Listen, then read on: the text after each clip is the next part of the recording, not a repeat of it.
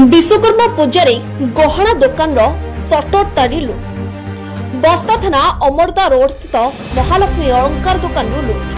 लक्षाधिक टंकार रूपा और सुना अलंकार लुटि नेले दुर्बृत्त। 100 मीटर दूर अरमदा रोड फांडी पुलिस को चैलेंज दे लुट कले दुर्बृत्त। सूचना अनुसार बस्ता थाना चाषीपड़ा ग्रामर विष्णुपद रणा अरमदा रोड बजार में महालक्ष्मी अलंकार नाम एक गहना दुकान करथिले। गतकाली विलंबित राति में किसी दुर्बृत्त दुकान सटर ताड़ी 35 ग्राम सुना अलंकार समेत 5 ରୁ 6 केजी रूपा अलंकार लुटि नहीं चंपट पाई। गतकाली विश्वकर्मा पूजा दुकान में किसी अफर रहा तेणु राति 11 दुकान बंद कर घर को जाते। राति प्राय 2टा समय पाख दुकानी खबर पाई दुकान में पहुंची दुकान सटर काटी पुरुष होता देखी पुलिस को खबर देते। पुलिस घटनार तदंत करुछि।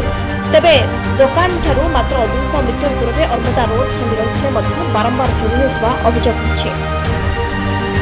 जलेश्वरु अजित कुमार दास रिपोर्ट गीतांजलि न्यूज ओडिया।